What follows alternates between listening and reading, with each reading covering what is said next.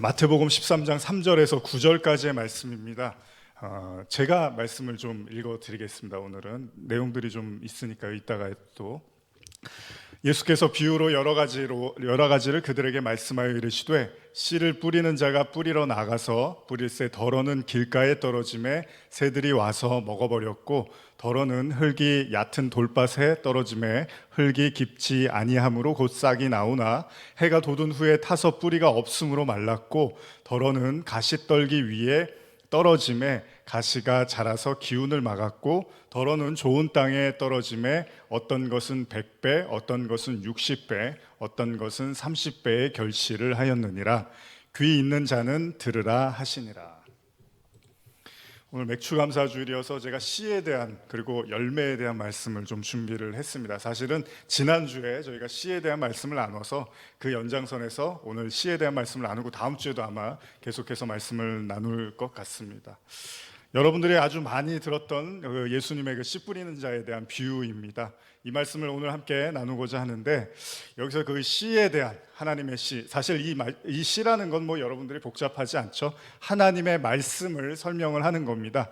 이 말씀에 대해서 예수님이 이제 비유를 하고 계시는데 이 비유가 예수님께서 그냥 이렇게 말씀을 하시는 게 아니라 여기서 한 가지 단서를 이야기를 하시는데 이게 뭐냐면 이 말씀은 천국의 비밀을 담고 있다고 합니다. 그러니까 이 말씀은 그냥 사사로이 가볍게 여기는 말씀이 아니라 천국의 비밀을 담고 있는데 그래서 이 비유가 얼마나 중요한지를 예수님이 이 이야기를 하면서 귀 있는 자는 들으라라고까지 말씀을 하십니다. 비유의 내용은 뭐죠? 지금 읽은 것처럼 씨를 뿌리는 자가 씨를 뿌렸습니다. 그런데 어떤 씨는 길가에 떨어지고 어떤 씨는 돌밭에 떨어집니다. 그리고 어떤 씨는 가시떨기 위에 떨어집니다. 그리고 마지막 어떤 씨들은 좋은 땅에 떨어집니다. 결과는 다 아시죠, 여러분? 길가에 떨어진 씨는 어떻게 하죠? 새들이 와서 다 먹습니다. 돌밭에 떨어진 씨들은 흙이 깊지 못해서 당연히 뿌리를 내리지를 못하고 싹이 조금 나는 듯 하지만 결국 뜨거운 태양에 다 타버립니다. 가시떨기 위에 떨어진 씨앗은 어떻죠? 당연히 자라면 자랄수록 가시가 그것을 더 막아버려서 더 이상 자라지 못하게 한다는 거죠. 마지막으로 좋은 땅만 그 좋은 씨앗에 좋은 결실을 맺게 된다는 겁니다. 얼마나 쉽습니까, 이 이야기가? 저희가 이전에 나눴던 잃어버린 한 마리의 양의 비유도 그렇지만은 되게 어렵지 않게 느껴집니다. 여러분 성경은요, 잘 보시면 굉장히 쉬운 것 같이 보입니다. 근데 절대 그렇지 않습니다. 그렇게 쉬운 거면 예수님이 지금 이 비유를 말씀하시면서 너무 거창하고 유창한 이야기를 하시는데 한번 이건 같이 읽어보겠습니다. 마태복음 13장 10절에서 17절까지인데요. 이건 천천히 한번 같이 읽어보겠습니다. 예수님의 비유를 다 말씀하시고 뭐라고 하시는지 한번 보겠습니다. 제자들이 예수께 나와 이르되 어찌하여 그들에게 비유로 말씀하시나이까?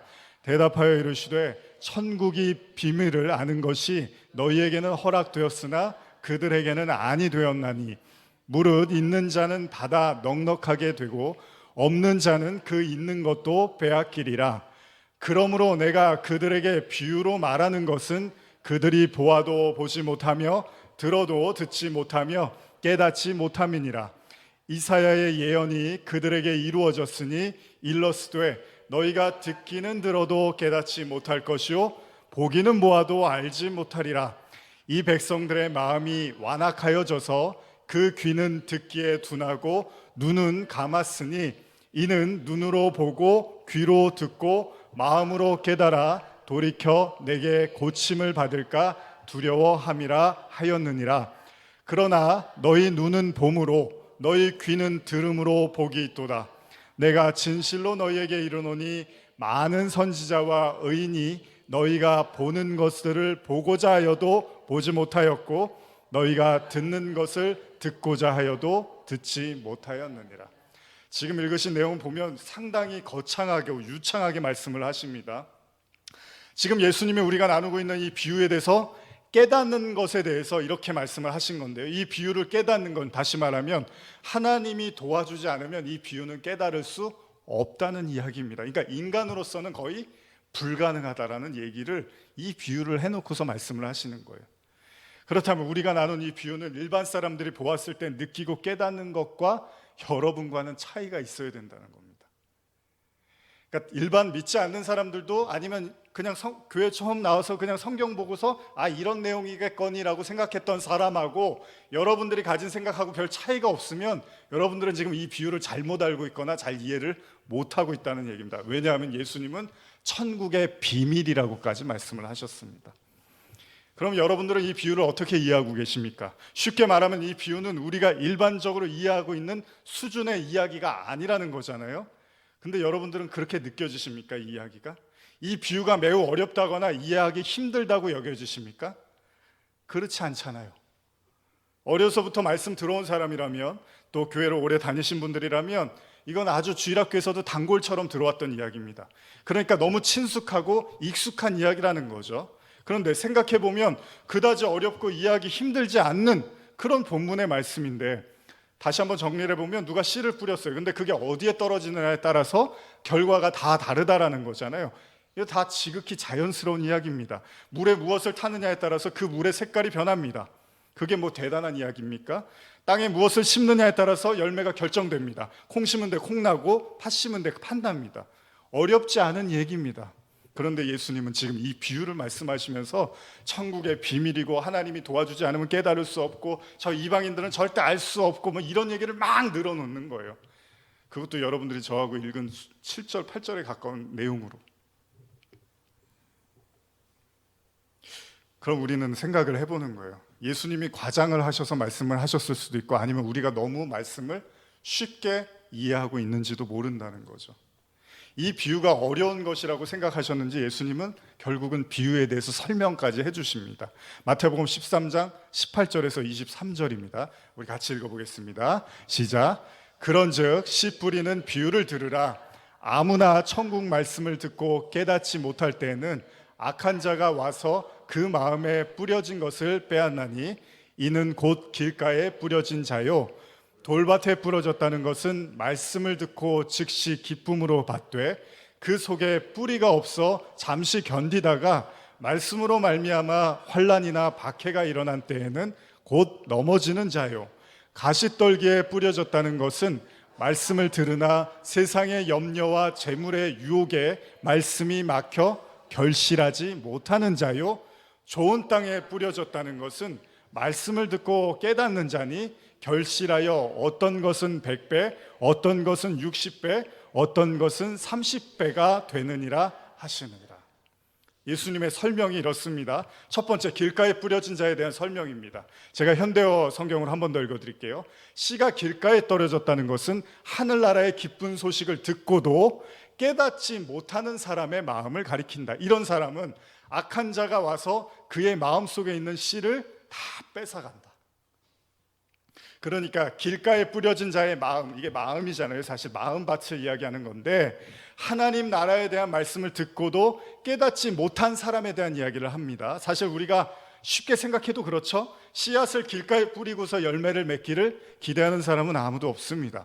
당연히 길가에 뿌려진 씨앗은 누군가에게 밟히거나 새들에 의해서 먹잇감이 되겠죠.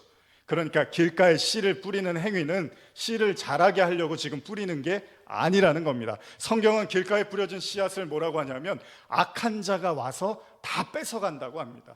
마가복음에는요, 이 본문을 뭐라고 표현하냐면 말씀이 길가에 뿌려졌다는 것은 이들을 가리킴이니 곧 말씀을 들었을 때, 여러분 잘 생각해 보세요.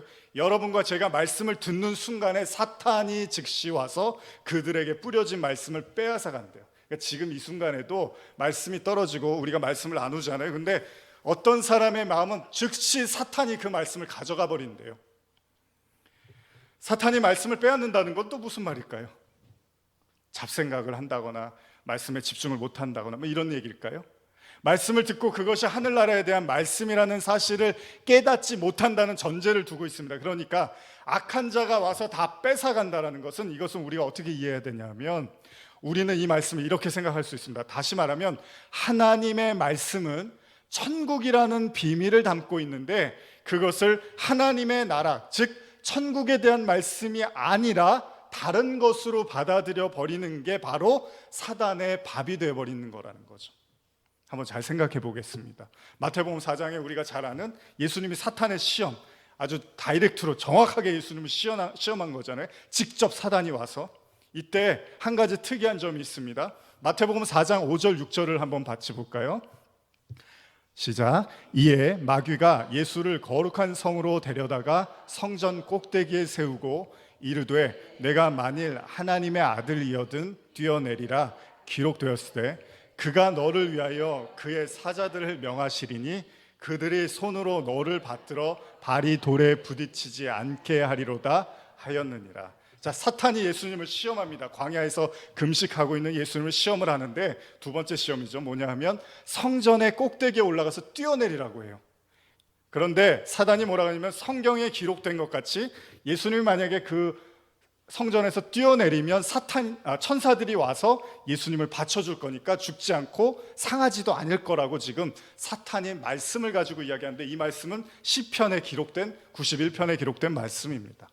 그러니까 사탄이 지금 말씀으로 예수님하고 싸우고 있는 겁니다. 예수님을 유혹하는 거잖아요. 사단은 말씀으로 유혹합니다. 사탄은 말씀으로 유혹합니다. 아담과 하와 때도 그랬고 지금도 그렇습니다. 그래서 말씀을 제대로 이해하고 제대로 듣지 못하면 우리는 사단의 밥이 되는 거죠. 시편 91편 9절에서 12절 보면요, 내가 말하기를 여호와는 나의 피난 젖이라 하고 지존자를 너의 거처로 삼았으므로 화가 내게 미치지 못하며 재앙이 내 장막에 가까이 오지 못하리니 그가 너를 위하여 그의 천사들을 명령하사 내 모든 길에서 너를 지키게 하심이니라. 그들의 손으로 너를 붙들어 발이 돌에 부딪히지 아니하게 하리로다. 이 시편에 기록된 말씀입니다. 사단은 이 시편의 말씀을 지금 예수님께 이야기하고 있는 거죠.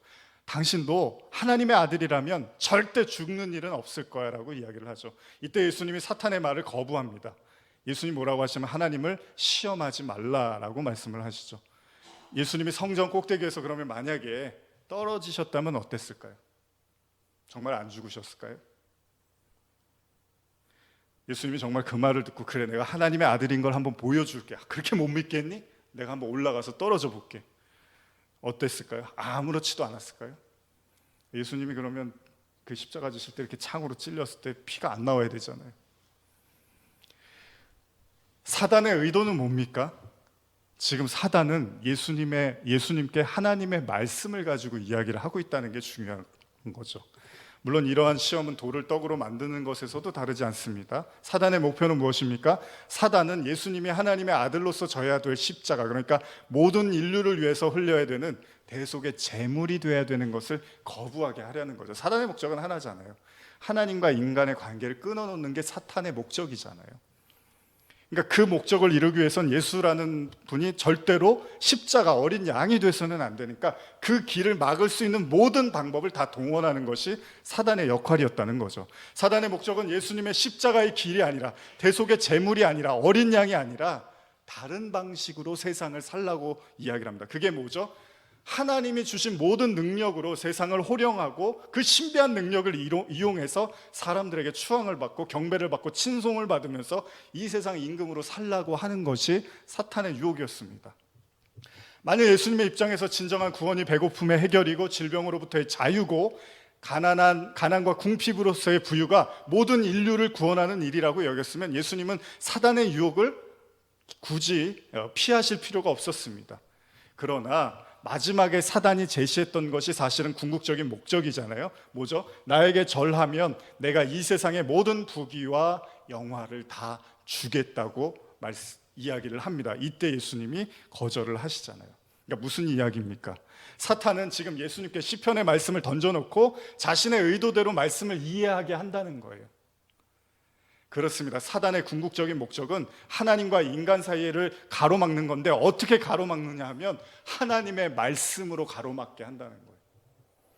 그러니까 길가에 떨어졌다는 말씀이라는 건 뭐죠? 사단이 채가는 그 말씀은 사단의 의도대로 말씀을 이해하고 끌려다닌다는 겁니다. 다시 말하면 하나님의 말씀을 사단이 예수님을 시험했던 그 내용을 사단의 전체적이고도 함축적인 의미로 이해한다면 무슨 이야기하냐면요, 결국 사탄은요 모든 말씀을 이 세상 부귀와 영화로 이해시키려고 한다는 거예요. 가끔 우리는 욥기를 이해할 때 오해하기 쉬운 게 하나 있는데, 욥은 사탄의 공격으로 모든 재산과 가족을 잃습니다. 그리고 나서 하나님을 만나죠. 그리고 나서 어떻게 되죠? 그가 잃어버린 모든 걸 다 회복해요. 욥기 42장 12절인데 제가 읽어드릴게요. 여호와께서 욥의 말년에 욥에게 처음보다 더 복을 주시니 그가 양 14,000과 낙타 6,000과 소 1,000결이와 암나귀 1,000을 두었고 또 아들 7과 딸 3을 두었으며 그가 첫째 딸은 여미마라 이름하였고 둘째 딸은 그시아라 이름하였고 셋째 딸은 게렌합북이라 이름하였으니 모든 땅에서 욥의 딸들처럼 아리따운 여자가 없었더라. 그들의 아버지가 그들에게 그들의 오라비들처럼 기업을 주었더라. 그 후에 욥이 140년을 살며 아들과 손자 4대를 보았고 욥이 늙어 나이가 차서 죽었더라. 자, 욥의 교훈은 무엇입니까? 욥이 고난과 역경을 잘 이겨나갔더니 하나님께서 복을 더 많이 주셨다. 여러분 그렇게 생각하십니까? 그러면 제가 자주 말씀드리는 예수님은 부자와 거지 나사로 같은 비유를 절대 말씀하시면 안 됩니다. 왜냐하면 거지 나사로는 죽을 때까지도 거지였기 때문입니다. 그럼 복을 못 받은 거잖아요, 거지 나사로는. 그게 아니죠. 그럼 부자는 지옥하고 거지 나사로는 천국에 갔는데, 이 내용을 그러면 우리가 또 부자로 살면 구원 못 받고 거지로 살면 구원 받는다, 이런 얘기도 또 아니잖아요. 욥의 이야기에서의 핵심은 무엇입니까? 그가 진정으로 하나님을 만났더니, 그가 그 모든 소유를 다 잃어버렸지만 그럼에도 불구하고 그 하나님을 만났더니, 그가 귀로만 듣던 하나님을 눈으로 보았더니, 그 엄청난 시간을 보냈더니 그의 삶이 더욱더 복된 삶이 되었다라는 거예요. 중요한 건 뭡니까? 욥의 소유가 아닙니다. 진짜 중요한 건 욥이 이제 소유 때문에 흔들리는 일은 없다는 겁니다. 왜냐하면 욥이 깨달은 건 이 세상에 자기가 의지할 수 있는 건 단 하나도 없다는 걸 알았기 때문에 그까짓 거 하나님이 더 줘도 그게 욥의 기쁨이 아닌 거예요. 왜냐하면 욥은 진짜 하나님을 만났으니까요. 자, 그렇다면 이 이야기는 자연스럽게 돌밭에 뿌려진 씨를 연상시킵니다. 예수님은 돌판에 뿌려진 씨에 대해서 뭐라고 말씀하시냐면, 현대어로 제가 읽어드릴게요. 마태복음 13장 20절 21절입니다. 흙이 얇은 얕은 돌밭은 가르침을 듣고 기쁜 마음으로 받아들이기는 하지만 그의 생활에 깊이가 없어서 그 씨가 뿌리를 깊게 내리지 못하는 사람의 마음을 가리킨다. 그런 사람은 어려움이 닥치거나 박해를 받게 되면 곧 열정은 식어지고 믿음이 흔들려 넘어지고 만다. 자, 말씀이라는 씨가 떨어졌어요. 그런데 돌밭에 떨어졌습니다. 그런데 이것도 길가와 크게 다르지가 않습니다. 저도 돌밭에서 종종 잎사귀를 본 적이 있습니다. 여러분들도 그런 경우가 있을 거예요. 자갈밭이나 이런 데 잎사귀들이 이렇게 여린 순들이 나는 걸 본 적이 있을 겁니다. 그런데 그게 끝입니다. 거기서 더 이상 진전이라는 건 없습니다. 무언가 피어나는 듯 하다가 거기서 그냥 끝납니다. 여기서 중요한 건, 예수님이 중요한 표현을 쓰시는데, 돌밭에 뿌려진 씨의 문제는 뿌리가 없다는 겁니다. 다시 말하면 씨앗이 지속적이고 안정적으로 자라나기 위해서 제일 먼저 해야 될 일이 뭐죠? 뿌리를 내려야 되는데 그 뿌리를 못 내리는 거예요. 뿌리를 내리지 못하는 씨앗은 당연히 자라날 수가 없습니다. 요즘 성도들 사이에서 자주 쓰이는 말이 하나 있습니다. 여러분 잘 아시죠? 가나안 성도. 무슨 말이죠? 교회를 안 나가라는 말을 거꾸로 해서 가나안이라고 하죠. 교회가 없어서 못 나가는 게 아니라 교회가 너무 많은데 스스로 생각했을 때 다닐 만한 교회가 없다고 생각하는 사람들이, 차라리 집에서 혼자 예배드리는 게 낫다고 생각하는 사람들이 교회를 다니지 않는 현상을 가나안 성도라고 일컫습니다. 어딘가에 정착하고 뿌리 내리기에는 교회에 대한 상처와 또한 신뢰할 수 없는 마음이 커져버려서 쉽게 교회에 정착하지 못하는 것입니다. 우리가 쉽게, 사실 저도 판단하고 정죄할 수는 없습니다. 왜 교회 안 나가십니까? 왜 그렇게 하십니까? 저도 그렇게는 쉽게 말할 수는 없습니다. 왜냐하면 이게 오늘날 교회의 현실이기 때문입니다. 어딘가에 뿌리를 내린다는 건 뭡니까? 그 자리를 지켜야 된다는 의미죠. 국어사전에서 뿌리를 내린다 그러면 사회적으로 수용되거나 제대로 자리를 잡다라는 의미입니다. 어쨌든 우리는 스스로가 공동체나 모임의 내용들을 수용하고 받아들이면서 그곳에 자리를 잡는 것을 이야기를 하죠. 근데 자리 잡는 게 쉽습니까? 아닙니다. 자리 잡는데도 또 시간이 오래 걸립니다. 예전에 어린이들이 보던, 제가 좋아하던 권정생 선생님의 강아지똥이라는 그런 동화가 있었는데, 여기 보면은 아무짝에도 쓸모없이 버려진 강아지똥이 등장을 합니다, 주인공으로. 근데 매일 이 강아지똥이 이제 생각하는 게 자기는 아무 가치가 없다는 거예요. 존재의 의미가 없고 가치도 없다는 거예요. 그냥 냄새나는 똥에 불과한 자신을 아무도 들여다보지도 않고 필요로 하지도 않는다는 겁니다. 강아지똥이 울기 시작합니다. 자신의 처지가 너무, 자신의 신세가 너무나 원망스러워서 비관하면서 왜 나는 하필 강아지똥으로 태어났냐고 한참을 목 놓아 웁니다. 그리고 얼마 후에 강아지똥 곁에 민들레가 이렇게 땅속에서 이렇게 솟아오릅니다. 그리고 강아지똥은 민들레를 보면서 굉장히 부러워합니다. 너는 아름다운 꽃이 될 수 있어서 좋겠다. 잠깐 주일학교 타임으로. 그러자 민들레는 나도 너의 도움이 필요해 라고 말을 합니다. 그러자 강아지똥은 놀라면서 그럴 리가, 아무도 나를 원하지 않았어. 나같이 쓸모없는 똥이 무슨 도움이 필요하다고. 그러자 민들레가 말합니다. 이건 이제 그 만화 속에 나오는 진짜 대사인데요. 민들레가 이렇게 말합니다. 꼭 필요해. 내가 거름이 돼줘야 돼. 너의 몸뚱이를 고스란히 녹여 내 몸속으로 들어와야 돼. 그래서 예쁜 꽃을 피게 하는 것은 바로 네가 하는 거란다. 강아지똥이 말합니다. 정말 내가 꽃이 된다고? 그럼 내가 별처럼 예쁜 꽃이 되는 거야? 그러면서 막 울어요. 그러면서 이렇게 말합니다. 그럼 내가 너의 살이 되어줄게. 그러면서 비가 이렇게 내리고요. 그 강아지똥이 이렇게 녹아내려요. 뭐 깨끗한 얘기는 아니지만 어쨌든 땅으로 스며듭니다. 민들레가 있었기 때문에 강아지똥은 아름답고 숭고한 가치로 여겨지기 시작합니다. 강아지똥이 있었기 때문에 민들레는 아름다운 꽃을 피워낼 수가 있습니다. 서로가 서로에게 뿌리를 내리기 시작하자 진정한 아름다움이 꽃피기 시작한다는 겁니다.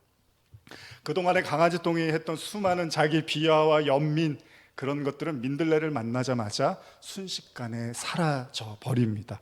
자기를 괴롭혔던, 그리고 자기를 무시했던 타인의 손가락질과 그 말들도 더 이상 의미가 없어지기 시작합니다. 진짜 자기를 필요로 하는 자신의 가치를 알아주는 민들레를 위하여 강아지똥은 이제 자기의 모든 것을 바칠 준비가 되어 있습니다. 여러분, 우리가 말씀에 뿌리를 내리지 못하는 이유는 무엇일까요? 비가 오고 바람이 불면 갈대처럼 흔들릴 수밖에 없는 이유는 뭘까요?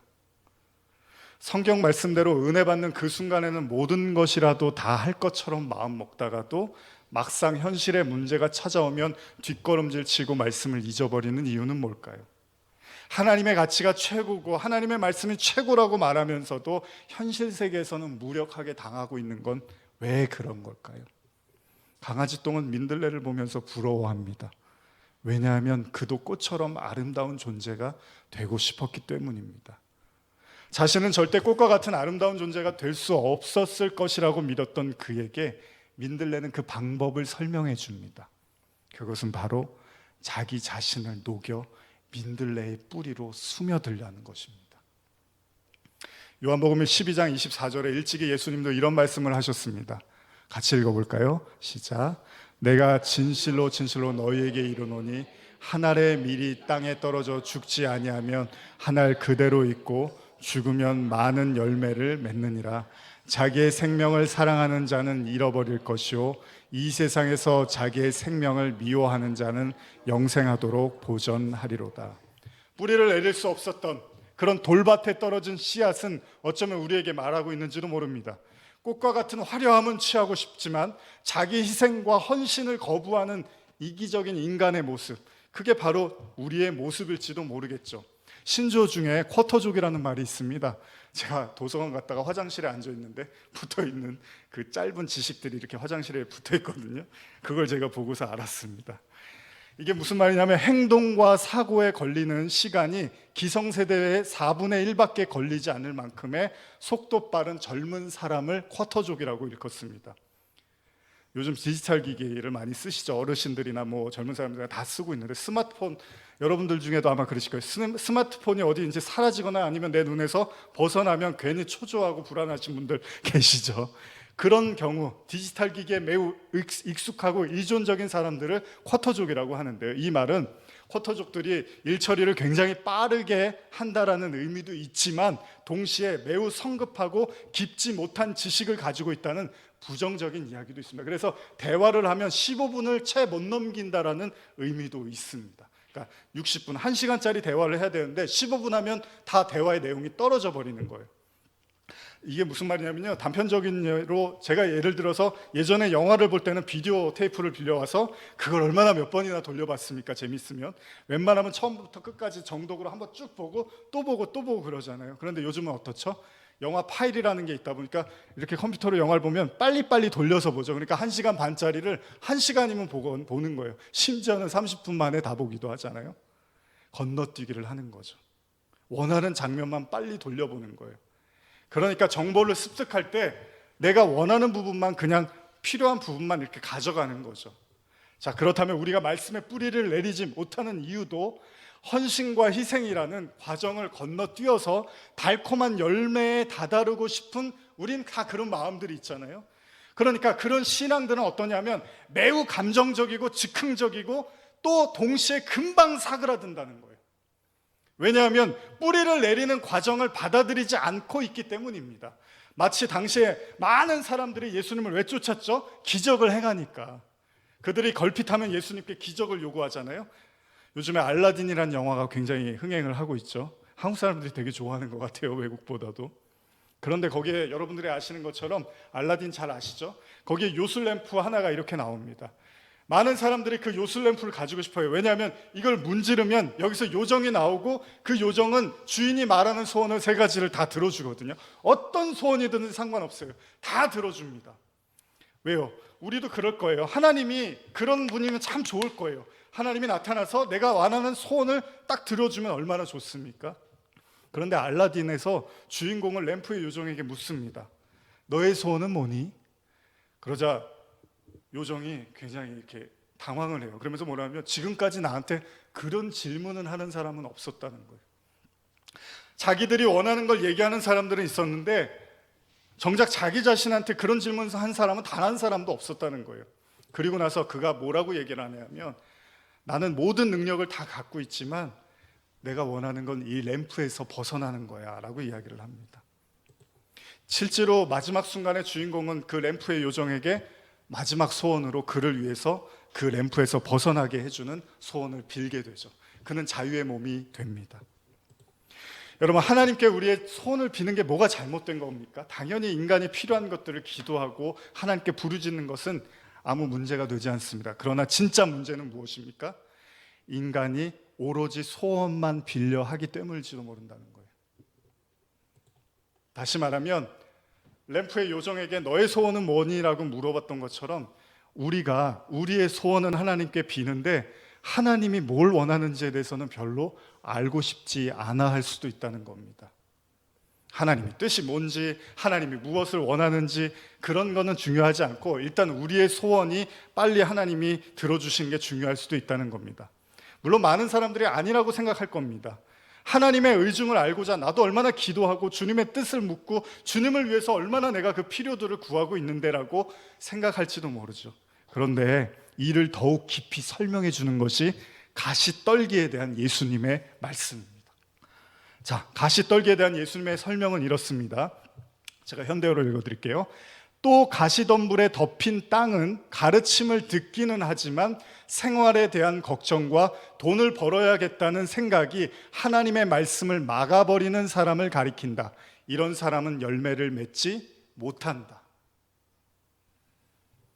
예수님이 이 말씀을 하십니다. 그러니까 저도 요즘 설교를 준비하다 보면 가만히 깊이 들여다보면 다 이런 식으로 말씀하세요, 예수님.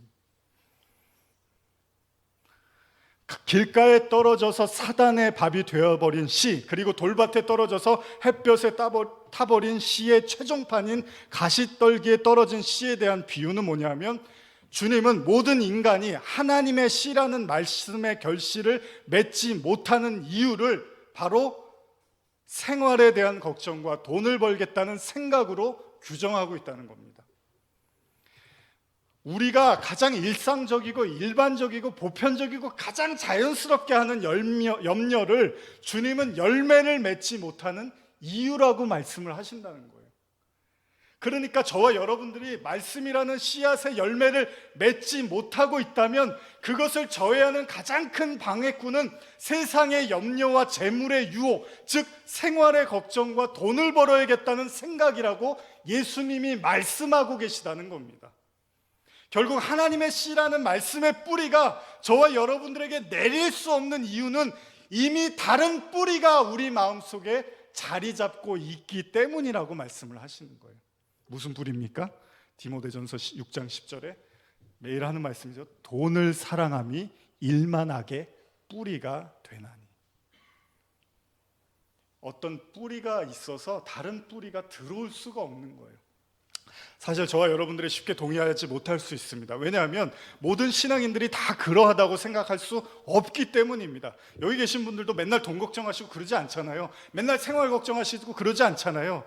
맨날 그 욕심 부리려고 막 그 고민하시지 않잖아요.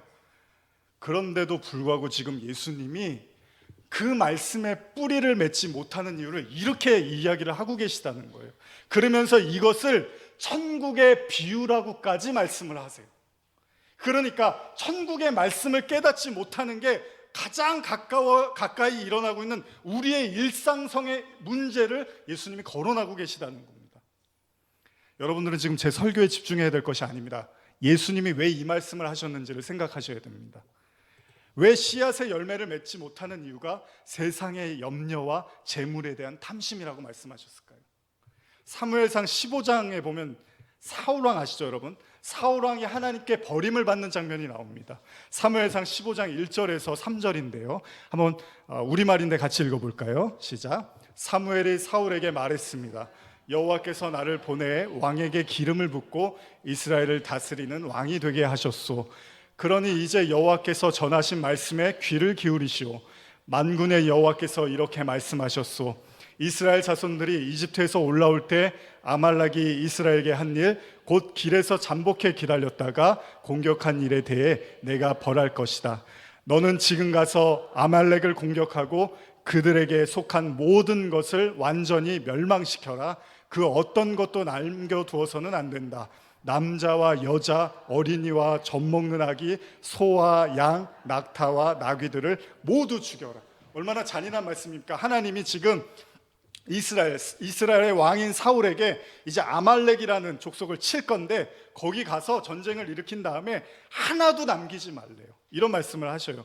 그리고 나서 사무엘상 15장 9절 이하인데 제가 읽어드릴게요. 그러나 사울과 그의 군대는 아각뿐만 아니라 양과 소들 가운데 가장 좋은 것과 살찐 송아지와 어린 양들을 비롯해 좋은 것들은 없애지 않고 남겨두었고 보잘것없고 약한 것들만 없애버렸습니다. 이제 사울왕이 전쟁을 해서 다 없애라 그랬는데 가장 좋은 양들과 송아지는 이렇게 빼둔 거예요, 따로. 그러자 여호와의 말씀이 사무엘에게 임했습니다. 내가 사울을 왕으로 삼은 것을 후회한다. 그는 내게서 등을 돌리고 내 지시를 따르지 않았다. 사무엘은 마음이 아파서 그날 밤 내내 여호와께 부르짖었습니다. 사무엘이 얼마나 마음이 아팠는지 이제 나중에 평생 사울왕을 보지를 않았습니다. 너무 가슴이 아파서. 그런데 사무엘이 이 이야기를 이제 사울왕한테 했어요. 하나님이 이제 버리셨다고 얘기를 하니까 그 구절을 제가 읽어드릴게요. 17절 이하인데 사무엘이 말했습니다. 예전에 당신이 스스로 보잘것없는 사람이라고 생각했을 때 이스라엘 지파의 머리가 되지 않았소. 여호와께서 당신에게 기름을 부어 이스라엘을 다스릴 왕으로 삼으신 것이오. 그리고 여호와께서 당신에게 가서 저 악한 아말렉 사람들을 모조리 없애버리라. 저들과 싸워서 하나도 남기지 말고 진멸시키라고 명령을 내리셨소. 그런데 어째서 여호와께 순종하지 않았소? 어째서 약탈하는데 급급해서 여호와 앞에서 악한 일을 행했소? 사울이 말했습니다. 아닙니다. 나는 여호와께 순종했습니다. 여호와께서 내게 지시한 명령대로 아말렉 사람들을 완전히 쳐부수고 그들의 왕 아각을 잡아온 것입니다. 군사들이 길갈에서 당신의 하나님 여호와께 제사를 드리기 위해서 없앨 것들 가운데 가장 좋은 소와 양을 취한 것입니다. 그러자 사무엘이 대답했습니다. 여호와께서 여호와의 음성을 순종하는 것보다 번제와 다른 제사들을 기뻐하실 것 같소? 순종이 제사보다 낫고 귀 기울이는 것이 숫양의 기름보다 낫소. 거역하는 것은 점치는 죄와 같고 교만은 우상을 섬기는 악과 같은 것이요 당신이 여호와의 말씀을 거역했기 때문에 그분은 당신을 버려 왕이 되지 못하게 하셨소. 여러분, 왜 사울이 하나님께 버림받았습니까? 이게 동의가 되십니까? 이 이야기가? 자, 그가 기름을 붓고 왕으로 세워졌습니다. 근데 이 실수가 뭐가 그렇게 대단하다고, 뭐가 그렇게 치명적이라고 하나님이 사울 왕을 버리냐는 거예요. 뭐가 잘못된 걸까요? 이스라엘과 아말렉과의 전쟁에서 하나님은 아말렉에 속한 모든 걸 멸하라고 했습니다. 남자, 여자, 심지어는 어린이와 젖먹는 아기까지. 이건 너무나 잔인하잖아요. 그럼에도 불구하고 하나님이 그렇게 하라고, 소와 양과 낙타와 나귀와 모든 걸 그냥 다 멸하라고 말씀을 하셨어요. 그러나 사울은 하나님을 기쁘게 해드리기 위해서, 하나님께 드릴 제사를 위해서 가장 좋고 건실한 소와 양을 가지고 온 거잖아요. 이게 뭐가 하나님으로부터 버림받아야 될 죄냐는 거예요. 그런데 사무엘은 사울에게 이제 끝이야 라고 말을 합니다. 여러분, 저와 여러분들이 한 가지 오해하는 게 있는데, 신앙생활은요, 우리가 만든 제물로 하나님을 기쁘게 해드리는 게 아닙니다. 저와 여러분들이 하나님의 말씀을 듣는 겁니다.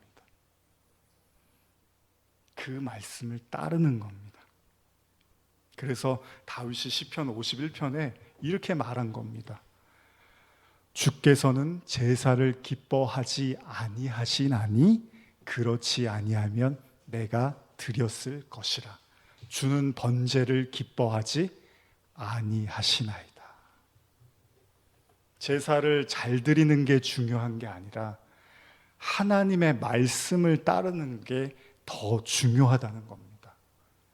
다윗이 밧세바와 범죄한 이후에 깨달은 게 뭐죠? 하나님은 잘 차려진 제사에 관심이 없다는 거예요.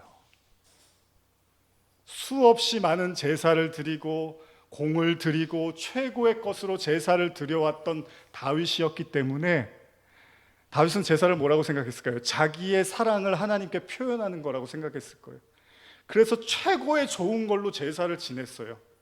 돈도 많이 쓰고 사람과 인력도 투입을 많이 하고, 좋다는 거는 저기 멀리 배 타고 가서라도 가지고 와서 하나님께 제물로 드렸어요. 그런데 다윗이 깨달은 게 뭐죠? 그거 하나님이 받는 게 아니라 하나님의 말씀을 듣고 따르라는 거예요.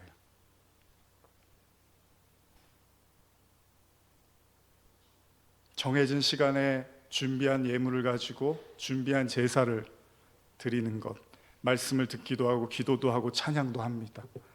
그런데 정작 말씀이 뿌리 내려야 되는 것을 거부한다면 그 제사는 하나님께 아무 의미도 없다는 거예요. 그럼 우리는 생각할 것입니다. 그게 가능합니까? 어떻게 제사를 열심히 드리는 사람이 하나님 말씀을 거부할 수 있습니까? 다 하나님 말씀 듣기 위해서 제사하고 예배 드리는 거 아닙니까? 그런데 사울을 생각해 보세요. 그는 왜 단순한 하나님의 명령을 못 지켰을까요? 다 멸하라고 했던 그 제물들을 그는 왜 버리지 못했을까요? 오늘 나눈 이 사울 왕의 이야기가 바로 다음에 이 내용이 나오는데 한번 같이 읽어볼게요.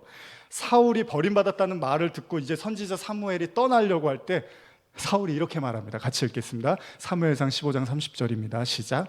사울이 대답했습니다. 내가 죄를 지었습니다. 그러나 내 백성의 장로들과 이스라엘 앞에서 내 체면을 세워주십시오.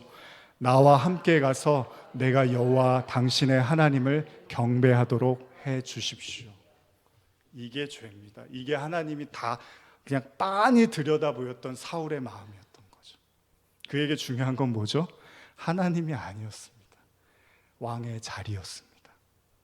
다시 말하면 그가 하나님의 말씀을 어겨서까지 하나님의 비율을 맞추게 하려고 했던 건 이미 하나님이 주신 그 왕의 자리를 더 탄탄하고 견고하게 하기 위해서 그는 하나님께 아부를 떨고 싶었는지도 모른다는 거예요.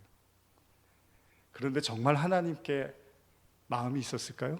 아니죠. 여기 본문을 보면 사람들 앞에서 내가 버림받았다는 얘기는 해주지 말아주세요 라고 이야기를 한다.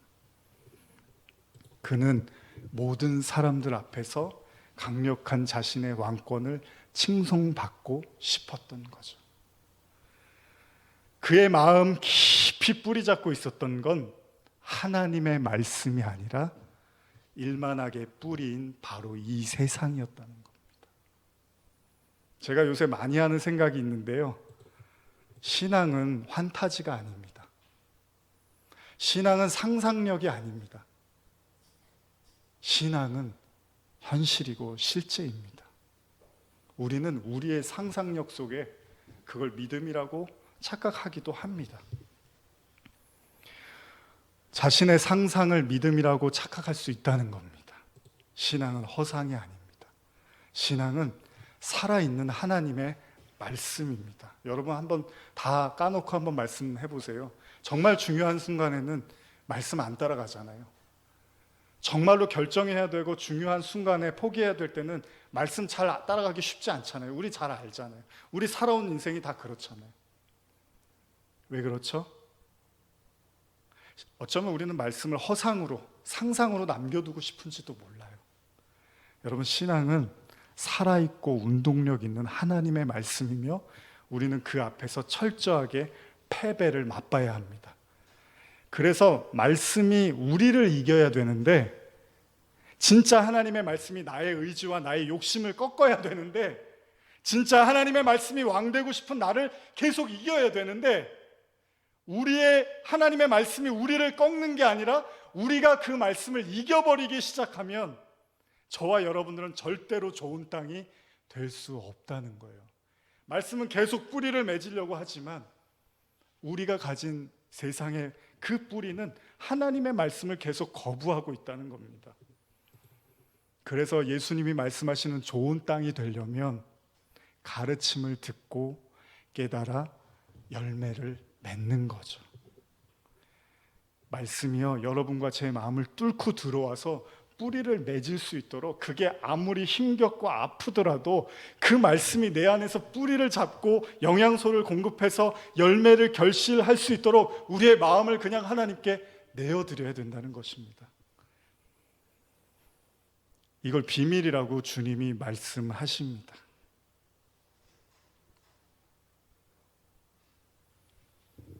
쉬운 게 아니라는 거예요. 만약에 오늘 이 본문의 말씀이 여러분들이 알고 있는 그 말씀, 그냥 다른 사람도 알고 있고 안 믿는 사람도 알고 있는 그 내용으로 여러분들이 이해하고 있으면 여러분들은 천국의 비밀을 아직 잘 이해하지 못한 것일 수도 있습니다. 그러나 여러분들이 이 말씀을 진심으로 마음에 뿌리 내리도록 받아들이신다면 여러분들이 하나님의 가장 좋은 땅, 좋은 나라가 되는 거죠. 그러기 위해서는 강아지 똥처럼 저와 여러분들을 녹여서 말씀에 따라 들어갈 수 있도록 우리 자신을 하나님께 온전히 내어드려야 할 것입니다. 여러분들도 그 마음을 갖지 않으면 주일 예배는 아무 의미가 없습니다. 모든 예배는 여러분과 제가 하나님께 다 드려지는 겁니다. 히브리서 4장 11절에서 13절 같이 읽고 마치겠습니다. 같이 읽겠습니다.